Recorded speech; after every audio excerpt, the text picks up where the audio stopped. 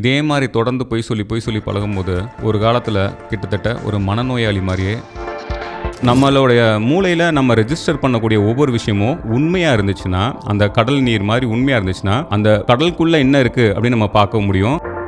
நீங்கள் ஒரு உயிராக இந்த பூமிக்கு ஒரு டூர் வந்திருக்கீங்க. அப்போ ஒரு டூர் வந்திருக்க நீங்கள் என்ன ரொம்ப முக்கியம் அப்படின்னா, இந்த பொய் சொல்கிறவங்க இருக்காங்கல்ல, அவங்க எதிர்க்க இருக்கவங்க கிட்ட மட்டும் பொய் சொல்லலை, அவங்க தனக்குத்தானே பொய் சொல்லிக்கிறாங்க. இந்த மாதிரி தொடர்ந்து பொய் சொல்லிக்கிட்டே இருக்கும்போது உண்மை என்னன்றது அவங்களுக்கே ஒரு ஸ்டேஜுக்கு மேலே தெரியாமல் போயிடும். எப்போவுமே ஒரு இல்யூஷன்லேயே வாழ்வாங்க.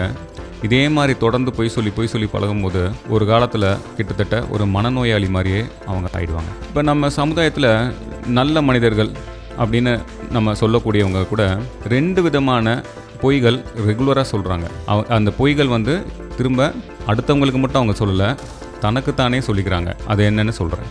ஒன்று, அவங்களுக்கு ஒரு பிலீஃப் சிஸ்டம் இருக்கும். சின்ன வயசுலேருந்தே அவங்க பேரண்ட்ஸு, அப்புறம் அவங்க வாழ்கிற சூழ்நிலையில் அங்கே இருக்கிற சமுதாயம் அவங்களுக்கு சொல்லி கொடுத்த பாடத்தின் வழியாக அவங்க ஒரு அடல்ட்ஹுட் வர வரைக்கும் அந்த சிறு வயதில் பல விஷயங்களை வெளியிலேருந்து, அதாவது வெளியிலனா பேரண்ட்ஸ் உட்பட சமுதாயத்திலேருந்து பல விஷயம் கற்றுக்கிட்டு இருக்காங்க, கிரகிச்சிருக்காங்க.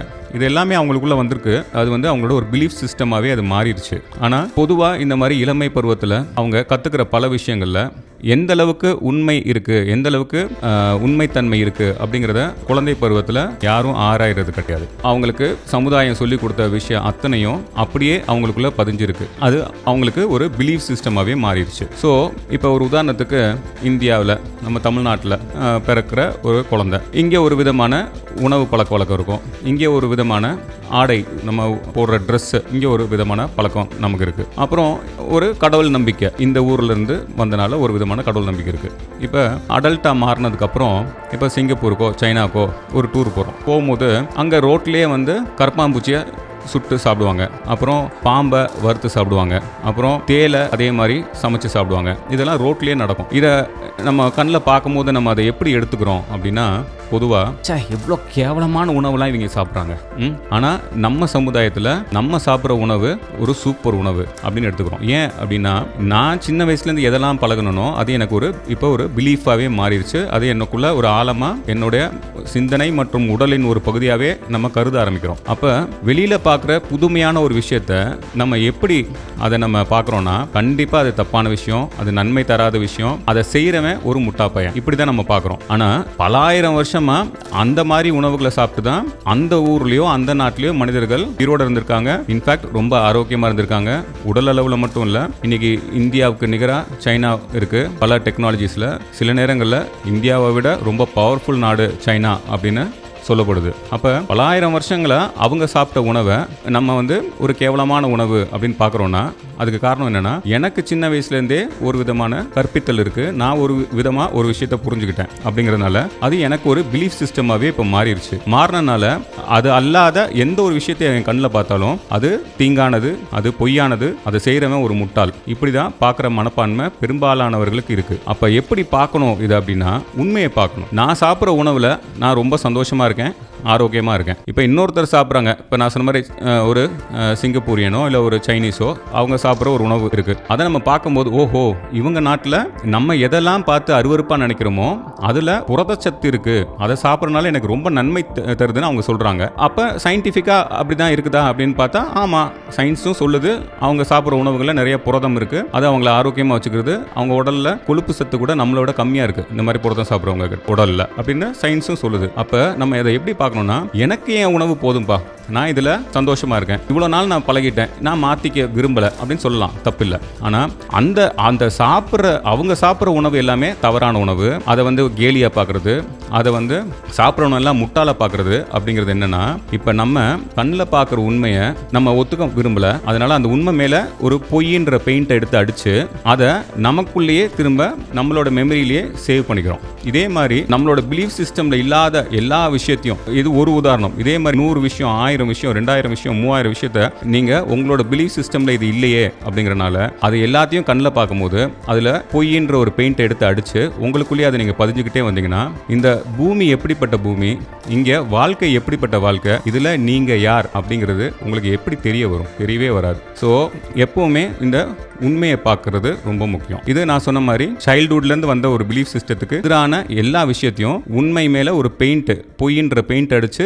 நமக்குள்ளேயே பதிய வச்சுக்கிறது பொதுவா மக்கள் செய்யற ஒரு விதமான பொய். அதாவது அடுத்தவங்களுக்கு சொல்ற பொய் மட்டும் இல்ல, தனக்கு தானே சொல்லிக்கிற பொய். இது நம்பர் 1. இன்னொரு விதமான பொய் என்னன்னு பாத்தீங்கன்னா, என்னுடைய உடைமை, என்னுடைய பொசஷன், அதாவது எனக்கு இருக்கிற அறிவு, எனக்கு இருக்கிற டேலண்ட், எனக்கு இருக்கிற ஸ்கில் செட், எனக்கு இருக்கிற நண்பர்கள், எனக்கு இருக்கிற ஹாப்பினஸ், நான் என்னுடைய ஒய்ஃப் கிட்ட, என்னோட குழந்தைகிட்ட, என்னோட வீட்டில் நான் எவ்வளோ சந்தோஷமா இருக்கிறனோ இந்த மாதிரி எந்த விஷயமும் வெளியில யாருக்கும் தெரிஞ்சிடக்கூடாது அப்படிங்கறனால பொய்யா நடிக்கிறது. அதாவது வீட்டில் உண்மையிலேயே மனைவி மேல அன்பு இருந்தா கூட வெளியில, அதாவது அப்பா அம்மா முன்னாலேயோ, மாமனார் மாமியார் முன்னாலேயோ, இல்லைனா அக்கா தங்கச்சி முன்னாலேயோ, சொந்தக்காரங்க முன்னாலேயோ நான் என் மனைவி கிட்ட அப்படி ஒன்றும் அன்பா இல்லை அப்படின்னு நடிக்கிறது, பொய்யா நடிக்கிறது. குழந்தைகிட்டையும் உள்ளுக்குள்ள அன்பு இருக்கும், ஆனால் வெளியில அதை காட்டுறது கிடையாது, அந்த குழந்தைகிட்டயே காட்டுறது கிடையாது. அதே மாதிரி நம்ம கிட்ட இருக்கிற பணம், ஆட்டாவும் பிரில்லாவுமே இன்டர்நெட்ல அடிச்சிங்கன்னா இத்தனை 1000 கோடி வச்சிருக்காங்கன்னு வருது. ஆனா நம்ம கிட்ட இன்னும் பல 1000 கோடிகள் கிடையாது. சில லட்சங்கள், சில 1-2 கோடி வச்சிருக்கிறவங்க என் கிட்ட என்ன இருக்குன்னு வெளியில தெரிஞ்சிடக்கூடாது அப்படின்றதுக்காக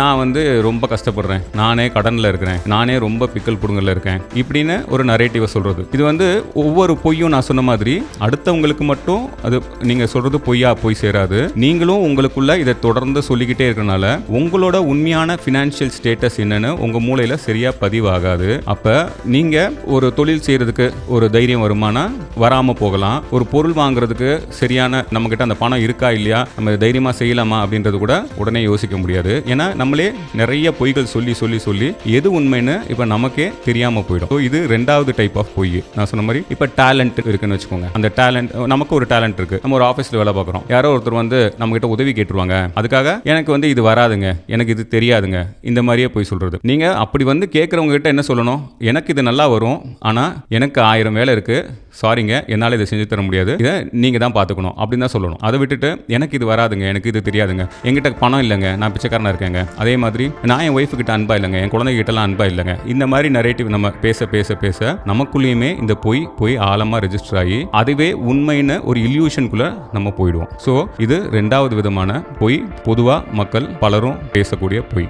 சரி, இப்போ உண்மை சொல்றனால நன்மை இருக்கா அப்படின்னா கண்டிப்பா இருக்கு. இப்போ பெருசா அலைகள் இல்லாத கடல், அமைதியான கடல், சில இடங்களில் நம்ம டூர் போகும்போது சொல்லுவாங்க, இந்த கடல் பார்த்தீங்கன்னா நீங்க போட்ல போகும்போது கீழே பார்த்தீங்கன்னா ஆழத்துக்கு ஒரு 10 அடி ஆழம், 12 அடி ஆழத்துக்கு மணல் தெரியும், அப்படி கிறிஸ்டலா மணல் தெரியும், அதுல மீன்கள் ஓடி ஆடி விளையாடுறது கண்ணில் பார்க்கலாம், ஆமைகள் பார்க்கலாம், அப்புறம் பவளப்பாறைகள்லாம் கண்ணுக்கு தெரியும் அப்படின்னு சொல்றாங்க. அப்படின்னா என்னன்னா கிறிஸ்டல் கிளியரா இருக்கு, அலைகள் கம்மியா இருக்கு, அலைகள் கம்மியா இருக்கனால மண் தூசி பறக்கல, அதனால நீங்க அந்த கடலை பார்க்கும்போது உள்ள ஆழமா தெளிவா எல்லாமே தெரியுது. ஸோ நம்மளுடைய மூளையில நம்ம ரெஜிஸ்டர் பண்ணக்கூடிய ஒவ்வொரு விஷயமும் உண்மையா இருந்துச்சுன்னா, அந்த கடல் நீர் மாதிரி உண்மையா இருந்துச்சுன்னா அந்த கடலுக்குள்ள என்ன இருக்கு அப்படின்னு நம்ம பார்க்க முடியும். அதே மாதிரி நம்மளோட உருவத்தை கூட கண்ணாடி மாதிரி அந்த கடல் நமக்கு காமிக்கும், ஒரு ஷேடோவை நம்ம பார்க்க முடியும். அதே இது கலங்கி போச்சுன்னா உள்ள என்ன இருக்குன்னு தெரியாது, அதே மாதிரி உங்களோட முகமும் அங்க ஒன்றும் தெரியாது. அதே தான் நீங்க உண்மையை பார்க்க ஆரம்பிச்சீங்கன்னா இந்த உலகம் உண்மையிலே எப்படிப்பட்ட உலகம்ன்றதையும் புரிஞ்சுக்க முடியும். அதே மாதிரி உண்மையை பேசும்போது,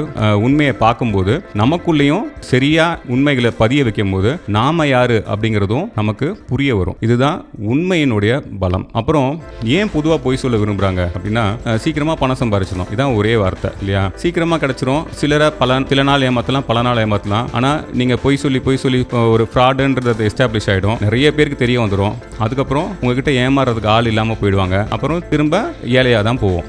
அதே இது உண்மையும் நேர்மையுமா இருந்துச்சுன்னா நீங்க ஒரு ரேர், ஒரு டைமண்ட் மாதிரி ஜொலிப்பீங்க. உங்களை சுத்தி நல்ல மனிதர்கள் உங்ககிட்ட ஒரு ஃப்ரெண்ட்ஷிப் வச்சுக்கணும்னு ஓடோடி வருவாங்க. ஸோ உங்களோட வாழ்க்கையும் எப்பவுமே சந்தோஷமாகவும் பிரகாசமாகவும் நீண்ட நாள் உங்களோட ஆயுசுக்கும் நீங்க பணக்காரனாகவும் வாழ முடியும், சந்தோஷமானவனாகவும் வாழ முடியும். அது மட்டும் இல்ல, இந்த பூமி எப்படிப்பட்ட பூமி, இங்க மனிதர்கள் எப்படிப்பட்டவங்க, இங்க நான் எப்படிப்பட்டவன் அப்படிங்கிறது எல்லாமே அந்த கடல் நீர்ல அடியில நம்ம கண்ணுக்கு தெரியக்கூடிய மீன்கள் மாதிரியும் பவளப்பாறைகள் மாதிரியும் தெளிவா இருக்கும். அதுதான் நம்ம ஒரு உயிரா இந்த பூமிக்கு வந்ததுக்கு ஒரு அர்த்தமாகும். இல்லனா இங்க பலருக்கு டூர் போகணும்னு ஆசை, உலகம் முழுக்க சுத்தி பார்க்கணும்னு ஆசை. ஆனா ஒரு சிலருக்கு கூட இந்த பூமி உண்மையிலே எப்படிப்பட்டது, இங்க நான் எப்படிப்பட்டவன் அப்படிங்கறத புரிஞ்சுக்கிறதுக்கான ஆசை கம்மியா இருக்கு. நீங்க ஒரு உயிரா இந்த பூமிக்கு ஒரு டூர் வந்திருக்கீங்க. அப்ப ஒரு டூர் வந்திருக்க நீங்க என்ன ரொம்ப முக்கியம் அப்படின்னா இங்க உண்மைகளை பார்க்கணும். அதானே அந்த டூருக்கே அர்த்தம். நம்ம பார்க்குற எல்லாத்தையும் நமக்கு ஏற்ற மாதிரி கஸ்டமைஸ் பண்ணிக்கிறது. ட்ரூத்தை கஸ்டமைஸ் பண்ணிக்க கூடாது. ட்ரூத்தா பார்க்கணும். அதை உங்களோட பிலீஃப் சிஸ்டத்துக்கு ஏற்ற மாதிரி ட்ரூத்தை கஸ்டமைஸ் பண்ணாம உண்மையா பார்த்தா இந்த பூமிக்கு வந்த இந்த டூர், உயிரா வந்த இந்த டூர் ஒரு முழுமை பெறும். இந்த பிளானட்டை பத்தி புரிஞ்சுக்க முடியும், இங்க இருக்கிற உயிரினங்களை பத்தி புரிஞ்சுக்க முடியும், மனிதர்களை பத்தி புரிஞ்சுக்க முடியும், மனித நேயத்தை பத்தி புரிஞ்சுக்க முடியும். எல்லாத்துக்கும் மேல நாம யாருன்றதை நம்மளால புரிஞ்சுக்க முடியும். அதுதான் வாழ்க்கையினுடைய ரொம்ப முக்கியமான ஒரு அடிப்படை கோல். அதை கூட நம்ம தெரிவர செய்யலைன்னா இந்த பூமியில ஒரு உயிரா நம்ம பிறந்ததுக்கே அர்த்தம் இல்லை. ஸோ முடிஞ்ச வரைக்கும் எல்லாத்தையும் உண்மையா பாருங்க, உண்மையை பேசுங்க, உண்மையை உள்ளுக்குள்ள உங்களோட எண்ணங்கள்ல ரெஜிஸ்டர் பண்ணுங்க. நன்றி.